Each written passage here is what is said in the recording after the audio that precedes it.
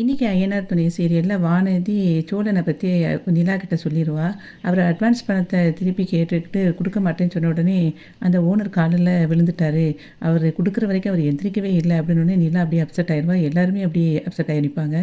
அப்போ சரின்னு சொல்லுவான், அப்படிலாம் அவன் செஞ்சிருக்க மாட்டான்ப்பா அப்படின்னு சொல்லும்போது, அவர் அட்வான்ஸ் வாங்குற வரைக்குமே அவர் கால் விட்டு எந்திரிக்கவே இல்லை அப்படிங்கும்போது பாண்டி சொல்லுவான், ஏய் உன்னை யாராவது இங்கே சொல்ல சொன்னாங்களா, இப்போ எதுக்கு தேவையில்லாமல் சொல்லிகிட்டு இருக்க அப்படின்னு சொல்லுவான். வானதி சொல்லுவா, ஆமாம் நான் என்ன உண்மையை தானே சொன்னேன், பொய்யா சொன்னேன், இதில் என்ன இருக்குது பாண்டி அப்படின்னோடனே, நீ வா முதல்ல வீட்டுக்கு தானே போகணும்னு சொன்னேன், எதுக்கு இப்போ இங்கே இருந்துட்டு வா கிளம்பு அப்படின்னோடனே, நான் இன்னும் கொஞ்சம் நேரம் இருந்துக்கிறேனே அப்படின்பா. அதெல்லாம் ஒன்றும் வேண்டாம், லேட் ஆகிடுச்சு கிளம்புவோம் அப்படின்னோடனே, ஆமாம் எனக்கும் லேட் ஆகிட்டு அப்படின்னு சொல்லிட்டு எல்லாத்தையும் அக்கா பாய்க்கா, அதுக்கப்புறம் சேரன்ட்டையும் பாய் சொல்லிட்டு வளவா போயிட்டு வேண்டாம் அப்படின்னு சொல்லிட்டு கிளம்பி போயிடுவா.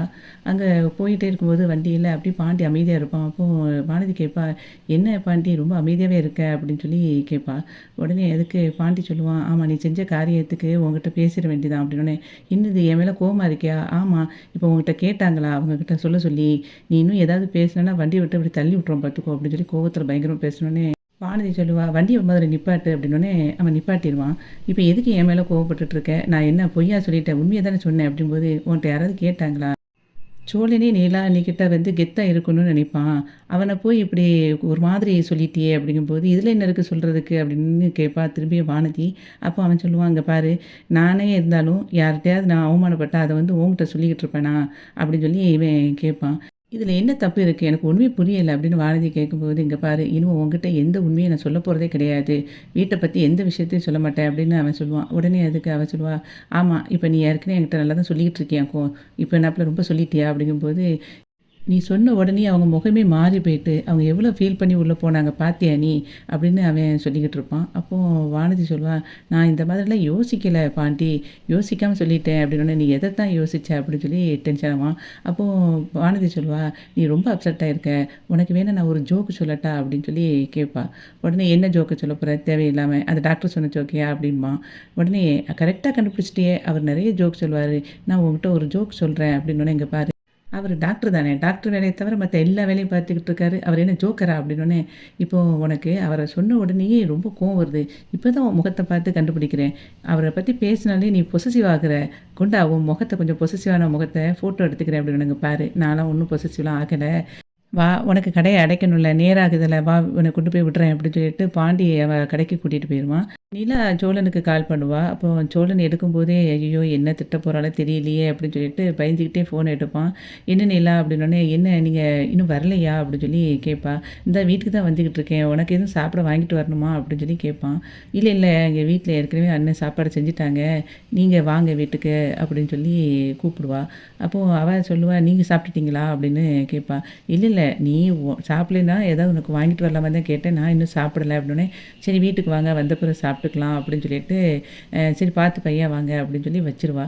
அப்போது அவன் நினைப்பான், நம்மளை இப்போல்லாம் நல்லா தான் கேட்குறா, வீட்டுக்கு போன பிறகு தான் என்னெல்லாம் பேச போகிறாலோ தெரியலை அப்படின்னு பயந்துக்கிட்டே அவன் வீட்டுக்கு போயிட்டுருப்பான். பாண்டி வானதி கடையில் நின்றுட்டுருப்பான். அப்போ வானதி எல்லாத்தையும் எடுத்து வச்சுக்கிட்டு இருப்பாள். அப்போது அவங்ககிட்ட சொல்லுவாள், இங்கே பாரு உன் முகம் ரொம்ப கருத்து போய் இருக்குது, கொஞ்சம் நீ ஸ்கின்னையும் கேரடு, நீ வந்து இந்த சன்ஸ்க்ரீன் நிறைய இங்கே வந்து நல்ல பிராண்டில் இருக்குது, நீ அதை எடுத்து வாங்கி போடு அப்படின்னோடனே, ஏன் எனக்கே நீ வியாபாரம் பார்க்குறியா அப்படின்னு சொல்லி அவன் கேட்பான். நான் பார்த்தியா உனக்கு அப்படியே நான் சொல்லிக்கிட்டு இருக்கேன், உன் முகம் ரொம்ப கருத்து தான் இருக்குது, அதான் சொன்னேன் அப்படின்னு சொல்லி அவள் சொல்லுவாள். நீ எப்போத்துலேருந்து இந்த காஸ்மெட்டிக்ஸ் பொருளெல்லாம் விற்க ஆரம்பித்த அப்படின்னு சொல்லி அவன் கேட்பான். காஸ்மெட்டிக்ஸுங்கிற வார்த்தையெல்லாம் யூஸ் பண்ணுறேன், பரவாயில்லையே நல்ல முன்னேற்றம் தான் பாண்டி அப்படின்னு சொல்லிட்டு இருக்கும்போதே மருந்து சீட்டை கொண்டுட்டு ஒருத்தர் வருவார். அப்போ பாண்டியை பார்த்து, தம்பி இதில் இருக்கிற மருந்து கொஞ்சம் கொடுப்பா அப்படின்னு சொல்லி கேட்கும்போது வானதி சொல்லுவா, எடுத்து கொடு தம்பி அப்படின்னு சொல்லி சொல்லுவா. உடனே என்னடி சொல்கிறேன் அப்படின்னு சொல்லிட்டு இருக்கும்போதே அவனே போய் வாங்கி அதுக்கப்புறம் எல்லாத்தையும் எடுத்து கொடுப்பா.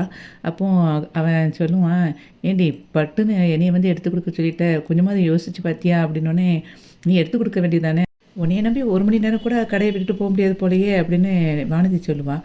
பாண்டி சொல்லுவான், பென்சிலு சாக்லேட்டு அப்படி இப்படின்னு ஏதாவது சின்ன சின்ன பொருள்னால் ஓகே எடுத்து கொடுத்துருவேன், மாத்திரை மருந்து எப்படிட்டு எடுத்து கொடுக்க முடியும், நீ 4 வருஷம் படித்து கடையில் ஸ்டார்ட் பண்ணும்போது நீ உனக்கு என்ன எடுத்து கொடுக்கவா தெரிஞ்சிச்சு அப்படின்னோடனே, பார்த்தியா என்னையும் ஓட்டுறேன் அப்படின்னு சொல்லி அவள் சொல்லுவாள். ஆமாம் இவ்வளோ நேரம் என்னையும் ஓட்டிக்கிட்டு இருந்தில்ல அப்படின்னு சொல்லிட்டு சரி அப்படின்னு பேசிகிட்டு இருக்கும்போதே அங்கேருந்து அந்த டாக்டர் போவார். அப்போ இவள் கூப்பிடுவா, டாக்டர் குட் ஈவினிங் டாக்டர் அப்படின்னோடனே, என்ன வானதி நீங்கள் இன்னும் கடையை அடைக்கலையா, நேராகலையா அப்படின்னு அவர் கேட்பார். இல்ல டாக்டர் இனிமே தான் போகணும். இப்ப கடைய அடைக்கிற நேரம் தான் அப்படின்னு சொல்லிட்டு இருக்கும்போது, பாண்டிய பார்த்து டாக்டர் கேட்பாரு, "உங்க பேரு என்ன சொன்னீங்க?" அப்படிங்கும்போது, "பாண்டியன்" அப்படிம்பான் பாண்டி.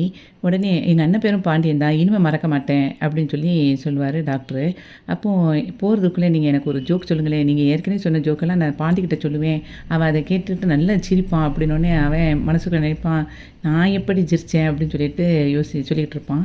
போறதுக்குள்ள ஒரு ஜோக்கு சொல்லுங்க டாக்டர் உங்க பேஷண்ட் ஜோக்க அப்படின்னு வானதி கேட்பா. அப்போ பாண்டி சொல்லுவான், "ஏன்டி அவரே பாவம் இப்ப தான் வேலைய முடிச்சுட்டு வீட்டுக்கு போய்க்கிட்டு இருக்காரு. அவர்ட்ட போய் கேட்டுக்கிட்டு இருக்க" அப்படின்னு சொல்லும்போது, "இல்ல, இல்ல டாக்டர் வந்து நல்லா ஜாலி டைப் தான். அவர்லாம் தப்பா எடுத்துக்க மாட்டாரு. இல்லையா டாக்டர்?" அப்படின்னு சொன்னோனே, நான் தப்பாலாம் எடுக்க மாட்டேன்ட்டு அவர் சிரிப்பாரு.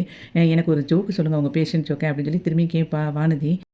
பாண்டிகிட்ட ஏற்கனவே நீங்க சொன்ன ஜோக்கெல்லாம் நான் வந்து எல்லாத்தையும் சொல்லியிருக்கேன். அவன் பயங்கரமா சிரிப்பான் அப்படின்னோனே, பாண்டி மனசுக்குள்ள நினைப்பான், "நான் எங்கடி சிரிச்சேன்?" அப்படின்னு.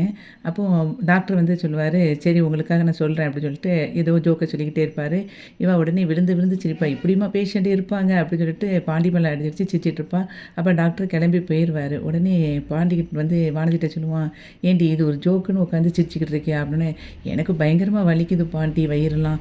பயங்கரமா சிரிச்சு சிரிச்சு வயிறு வலிக்குது. எனக்கு இது காலையில வரைக்கும் எனக்கு இந்த ஜோக்கு மறக்கவே மறக்காது" அப்படிம்பா. "ஏன்டி இதுக்கு போய் இப்படி சிரிக்கிற?" அப்படின்னு போதும் திரும்ப திரும்ப சிரிப்பா. அப்போ பாண்டி வந்து மனசுக்குள்ள நினைப்பான், "சாகடிக்கிறாளே" அப்படின்ட்டு. சேரனும் பல்லவனும் வீட்ல இருப்பாங்க. அப்போ நிலா அவங்க அம்மாகிட்ட ஃபோன்ல பேசிட்டு இருப்பா. அந்த நேரத்தில சோழன் அங்கேருந்து வருவான். அப்போ அவன் கார்ல ஏதோ பார்சல் வச்சிருக்கேன்னு அண்ணன் சொன்னா, வந்து எடுக்க போவானே அப்படின்னு சொல்லிட்டு பல்லவன் சொல்லுவான். உடனே சேரனும் பல்லவனும் அங்க போவாங்க. அப்போ அந்த பெரிய பார்சல எடுத்துட்டு வருவான். "அது என்னண்ணே?" அப்படின்னோனே, "அது சர்ப்ரைஸ்" அப்படிம்பான்.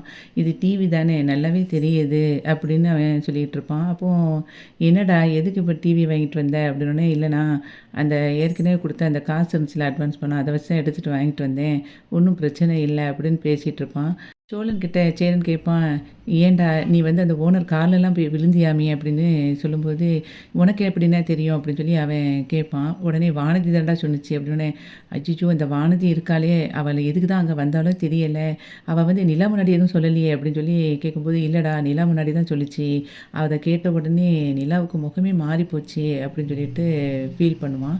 அதுக்கப்புறம் சொல்லுவான், "நீ ஏன்டா அப்படி காலெல்லாம் விழுந்து இப்படி பண்ணுன?" அப்படின்னு கேட்கும்போது, "எனக்கு அது கூட பெரிய விஷயமா தெரியலண்ணே. இப்ப நிலாவுக்கு தெரிஞ்சு போச்சுங்கிறதா மட்டும் தான் எனக்கு ரொம்ப கஷ்டமா இருக்கு" அப்படின்னு சோழன் சொல்லிட்டு இருப்பான்.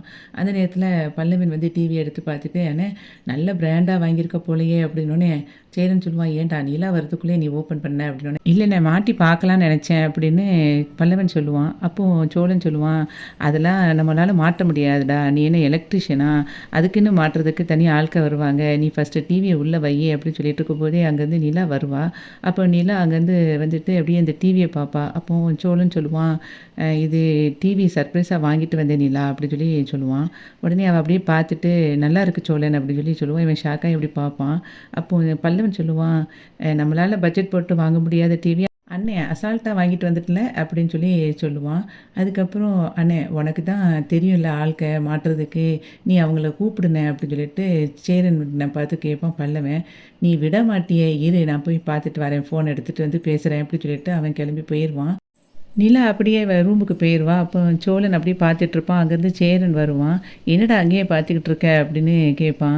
"இல்லண்ணே நிலா ரூமுக்கு போயிட்டா. அவ என் மேல செம கடுப்புல இருக்கா நினைக்கேன். நான் வேற இந்த டிவிய வாங்கிட்டேனா, இப்போ டிவி எதுக்கு இந்த நேரத்தில வாங்குனீங்கன்னு என்னை வந்து உதைக்க போறா. நான் போய் அடி வாங்கிட்டு வரேன்" அப்படின்னு சொல்லிட்டு அவன் உள்ள போயிருவான். அப்போ உள்ள போகும்போது நிலா சொல்லுவா, "கதவ லாக் பண்ணுங்க" அப்படிம்பா. ஐயய்யோ! நம்மள அடி தான் உதைக்க தான் போறா போல அப்படின்னு சொல்லிட்டு கதவ சாத்திட்டு அவ பக்கத்தில போவான். போன உடனே அவ கேட்பா, "ஆமா டிவி வாங்க ஏது பணம்?" அப்படின்னு சொல்லி கேட்பா. "அது அந்த ஓனர் குடுத்தார்ல, அந்த காசு தான். அது கூட அவரு குடுத்த காசு கிடையாது. என்னோட சம்பள பணம் தான். அத மாசம் மாசம் அவரு பிடிச்சுக்கிடுவாரு. அதுவும் அட்வான்ஸா தான் வாங்கியிருக்கேன். ஒண்ணும் பிரச்சனை இல்ல." அப்படிங்கிற மாரி சொல்லுவான்.